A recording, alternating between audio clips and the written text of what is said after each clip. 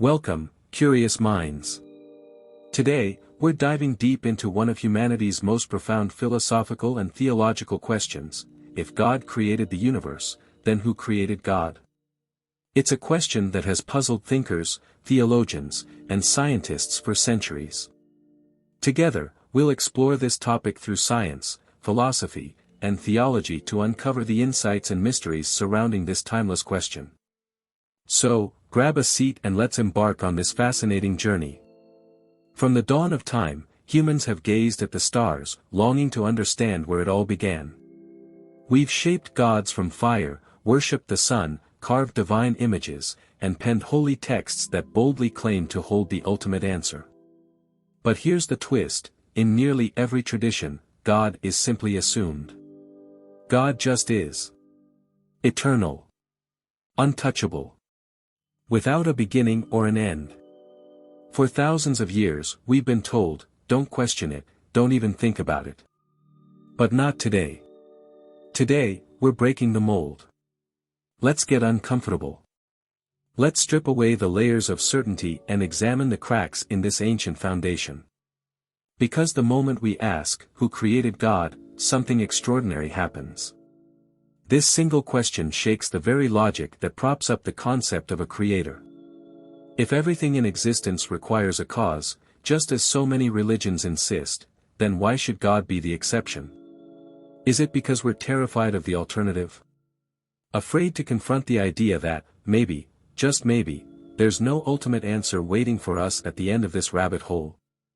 The universe is often seen as a grand domino effect. Cause leads to effect, one thing leads to another, and eventually, it all traces back to a beginning. Theists argue that the first domino, the uncaused cause, must be God. It sounds tidy, doesn't it? But here's the catch: why stop at God? Why not ask what came before him? Claiming that God is eternal feels like bending the rules. It's like a magician pulling a rabbit out of a hat and expecting us not to ask, wait, where did the rabbit come from?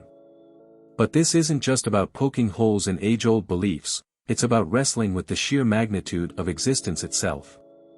Let's go deeper. Science tells us that the universe had a beginning, the Big Bang. Before that moment, there was nothing. No time.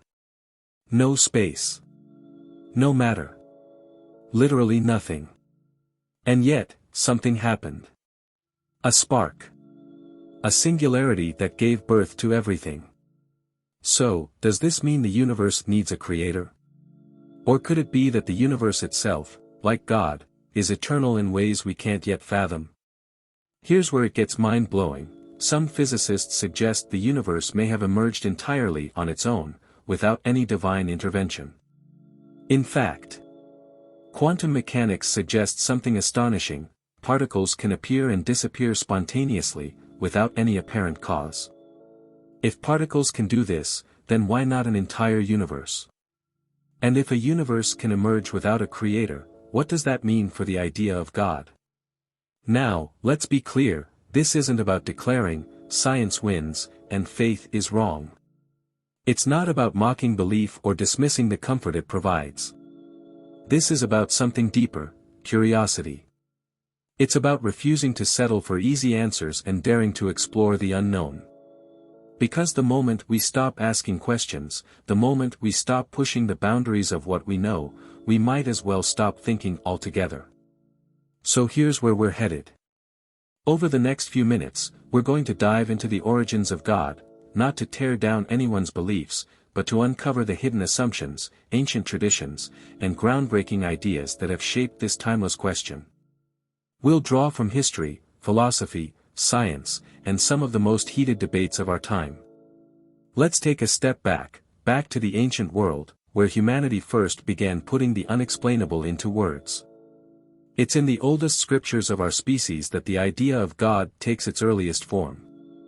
The idea of God didn't emerge as a discovery, it was a declaration.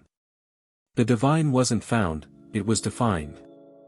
Those definitions, etched into stone tablets and whispered across generations, continue to resonate through history. In the Bible, it begins with one bold proclamation. In the beginning, God created the heavens and the earth. No prelude. No backstory. No origin. God is presented as the ultimate authority, the architect of everything that was, is, and ever will be. But here's what's fascinating, it's not just what the Bible says, it's what it doesn't say. It doesn't ask where God came from or why he exists. Instead, it declares God as eternal, from everlasting to everlasting. It's like walking into a movie halfway through and being told not to ask about the first half. The Quran takes a similar approach. God is described as absolute, indivisible, and uncreated. The very idea of a creator for God is dismissed because, in its framework, God is the essence of existence itself. He is beyond time, space, and causality. To question his origin is, by definition, to misunderstand his nature. It's an answer that feels complete, but only if you accept the premise. Now, contrast this with the ancient Vedic texts of Hinduism. Here, God isn't a single, defined entity. Instead, there's Brahman, the infinite, formless, eternal reality that underlies all existence. Brahman isn't a creator in the traditional sense, it's the very essence of existence itself. Time, space, and causality. Illusions, mere ripples within Brahman's infinite scope. It's an elegant concept, but one that opens the door to even deeper questions about the nature of reality. Meanwhile, the ancient Greeks approached things from an entirely different angle. They didn't start with a single creator god. Instead, their myths spoke of chaotic forces, Gaia, Uranus, and Kronos, giving rise to the cosmos. Philosophers like Plato and Aristotle stepped in to bring structure to these stories. Plato envisioned a demiurge, a cosmic craftsman who shaped the universe from pre-existing chaos. Aristotle went further, proposing the prime mover, an eternal, unchanging force that set the universe into motion. But here's the catch, neither idea explains the origin of these divine forces. Plato's demiurge and Aristotle's prime mover are remarkable attempts to merge mythology with reason, yet they both stop short of answering the ultimate question. What they do share with other traditions, though, is a way of sidestepping the infinite regress problem. None of them delve into what came before the divine. And for good reason, trying to explain God's origins opens a Pandora's box of logical challenges that ancient cultures were neither prepared nor eager to confront. So instead, they framed God, or the divine, as the beginning of all things. But these scriptures weren't created in isolation. They emerged from societies wrestling with survival, power, and the search for meaning. The gods they described weren't just abstract ideas, they were tools.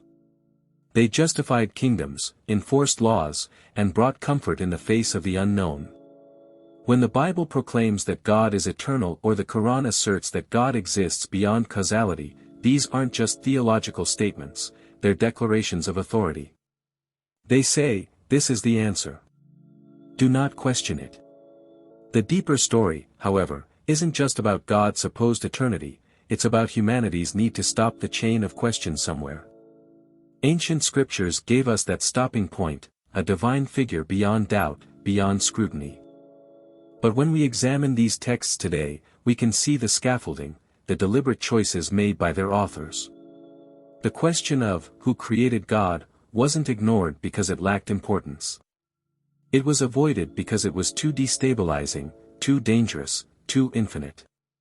Aristotle dared to confront this tension with his idea of the prime mover. He gazed at the universe and Aristotle looked at the world and saw motion everywhere, planets orbiting, rivers flowing, people living.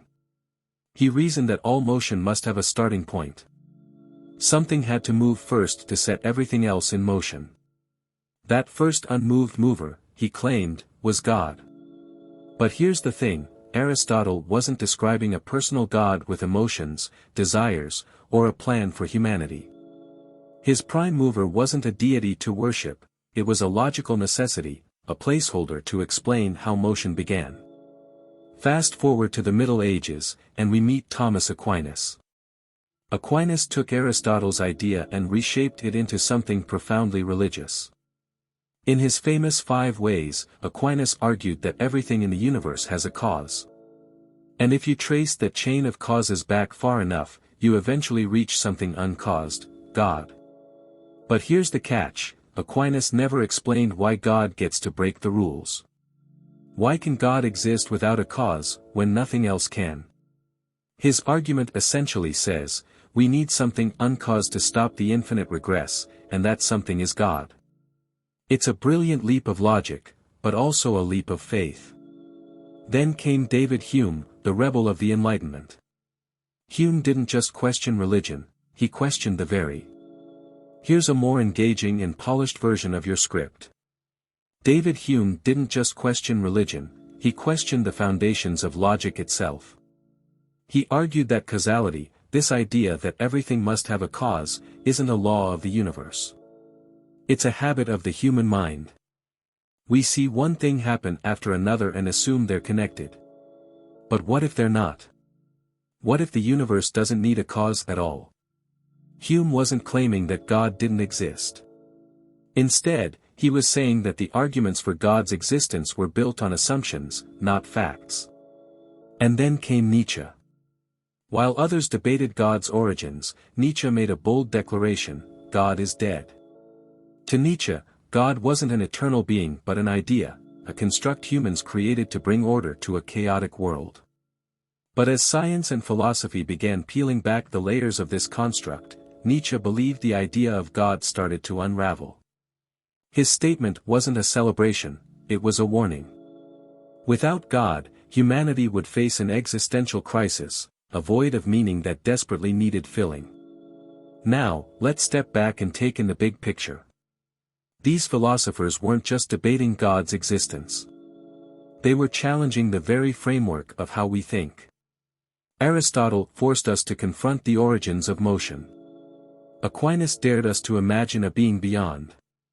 Hume shattered our trust in causality itself, and Nietzsche held up a mirror, challenging us to consider what happens when we strip away the divine entirely.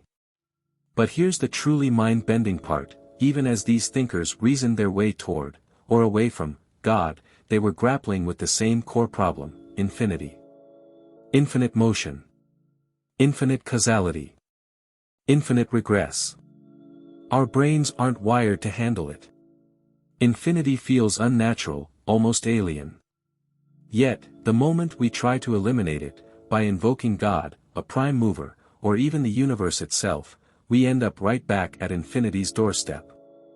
Philosophy reveals something profound: the question of God's origins isn't just a theological puzzle, it's a human problem. It's a reflection of our relentless need to impose order on a universe that might, at its core, be fundamentally chaotic. Whether you see God as a being, a principle, or an illusion, our struggle to explain his, or its, origin speaks to the depth of our need for answers. And yet, even as these great minds debated, something revolutionary was stirring, a shift that would rewrite everything we thought we knew about creation itself. Hume shattered our faith in causality itself, while Nietzsche held up a mirror and forced us to ask, what happens when we strip away the divine altogether? Now, here's the mind-bending part: even as these brilliant minds tried to reason their way to, or away from, God, they were still tangled in the same core issue: infinity. Infinite motion. Infinite causality. Infinite regress. Our brains aren't wired to process infinity. It feels unnatural, almost wrong. Yet, the moment we try to escape it, by invoking God, the universe, or some other force, we find ourselves face to face with infinity once again. Philosophy reveals something profound here: the question of God's origins isn't just a theological debate, it's a human dilemma. It's a mirror reflecting our deep, almost desperate need to impose order on a universe that may, at its core, be inherently chaotic. Whether you see God as a being, a principle, or an illusion, the struggle to understand its origins reveals just how far our need for answers truly stretches. And yet, even as these great minds debated, something new was stirring: a shift, a challenge, a force that would shake the very foundations of everything we thought we knew about creation. And then there's Stephen Hawking. In his later years, Hawking proposed that the universe doesn't need God because the laws of physics, like gravity, are enough to explain its creation. Gravity, he argued, allows the universe to spontaneously create itself. To Hawking, asking who created God wasn't the right question. The real question was, does the universe need anything outside of itself to exist? His answer, no. Cosmology took another wild turn with the introduction of the multiverse. What if our universe isn't unique? What if it's just one of countless others, each with its own set of physical laws? In a multiverse scenario, the idea of a singular creator becomes almost irrelevant. Instead of one universe needing one explanation, you have an infinite landscape of possibilities. This doesn't completely eliminate the concept of God, but it makes him unnecessary. The multiverse shifts the focus from who created all of this to what are the odds that this particular universe emerged. Here's a more engaging rewrite of your script. A shift was coming, one that would not only challenge but explode our understanding of existence. Science was on the verge of tearing down centuries-old assumptions and replacing them with something far more unsettling, a universe that might not need God at all. It all started with the Big Bang Theory. But this wasn't just a catchy phrase, it was a radical idea. The universe had a beginning. A singularity. This wasn't theology, it was math and physics pointing to a time when space, time, and matter didn't even exist. The concept was first proposed in the 1920s by Georges Lemaitre, a Catholic priest and physicist. But even he couldn't fully grasp the earth-shattering implications of his own theory. If the universe had a beginning, what triggered it? Religious thinkers jumped on this as proof of God's creation. But scientists didn't stop there. They began to ask a much more provocative question: did the universe even need a trigger at all? Enter quantum mechanics. At the subatomic level, particles behaved in ways that defy logic.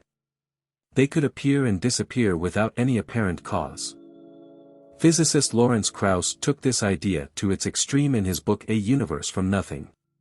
He argued that, according to quantum mechanics, entire universes could spontaneously emerge from nothing, no divine intervention required. This wasn't just theoretical speculation, it was grounded in the very observations of how our universe behaves at its most fundamental level. And then there's Stephen Hawking. In his later years, Hawking proposed that the universe doesn't need God because the laws of physics, like gravity, are enough to explain its creation. Gravity, he argued, allows the universe to spontaneously create itself. To Hawking, asking who created God wasn't the right question. The real question was, does the universe need anything outside of itself to exist? His answer, no. Cosmology took another wild turn with the introduction of the multiverse. What if our universe isn't unique? What if it's just one of countless others, each with its own set of physical laws? In a multiverse scenario, the idea of a singular creator becomes almost irrelevant. Instead of one universe needing one explanation, you have an infinite landscape of possibilities. This doesn't completely eliminate the concept of God, but it makes him unnecessary. The multiverse shifts the focus from who created all of this to what are the odds that this particular universe emerged. And in an infinite multiverse, the odds? Always 100%. Even the fine-tuning argument, often used to support the existence of God, began to lose its grip. The fine-tuning argument started to lose its shine. Yes, our universe seems perfectly calibrated for life, its constants and forces balanced just right. But if there are infinite universes, most of them won't support life, and we just happen to be in one that does. No creator needed. Just statistical inevitability. These scientific revelations didn't just challenge the idea of God as a creator, they shattered the very boundaries of human understanding. Suddenly, we weren't just asking who made all of this, we were staring into a vast void of infinite possibilities, a cosmos where the laws of nature seemed to operate without purpose or intent. Yet, for all their groundbreaking discoveries, these breakthroughs raised their own set of mysteries. Where did the laws of physics come from? Why does anything exist at all? Science, for all its triumphs, still can't answer these questions. But what it has done is strip away the need for a God who directly intervenes in the creation of the universe. It has shown us that the universe can operate, expand, and evolve all on its own. The traditional concept of God, as presented in most religions, relies on the idea of eternity. God is uncreated, uncaused. To exist outside of time, that's a concept our minds can barely grasp. No past, no future, just an endless now. It's a state that challenges everything we know about reality, and yet, it's the very foundation on which the idea of God stands. But here's where it gets even more intriguing. If God can be eternal, why can't the universe itself be? Why can't matter, energy, or the laws of physics be eternal? For centuries, theologians and philosophers have argued that the universe couldn't possibly be infinite. It must have had a beginning, a moment of creation. But when it comes to God's origins, the answer is always the same: God doesn't need a cause because he is eternal. It's a double standard baked right into the argument. Meanwhile, science has no problem embracing infinity. In mathematics, physics, and cosmology, infinity is everywhere. It shows up in equations, in the vastness of space, and in the never-ending progression of time. The multiverse theory even suggests that infinity is the default state of existence. So, if infinity is the norm, why invoke God at all? If something can be eternal, why not the universe itself? Welcome to Blessovia Science TV, where we take you on an exhilarating journey through the cosmos and unravel the mysteries of science. We are excited to offer you the opportunity to become a valued member of our ever-growing community of cosmic enthusiasts and knowledge seekers. Exclusive access to cosmic content. As a member of Blessovia Science TV, you will gain exclusive access to a treasure trove of cosmic content, including documentaries, interviews with leading scientists, space missions updates, and awe-inspiring visualizations of the universe, live Q, and sessions with experts. Your membership will grant you the chance to participate in live Q and sessions with renowned scientists, astronomers, and space explorers. Get your burning questions answered by those who push the boundaries of human knowledge. Embark on a journey that spans the cosmos and join us in unraveling the secrets of the universe. Become a Blessovia Science TV member today, and together we will reach for the stars. Thanks for watching. Subscribe, like, and share.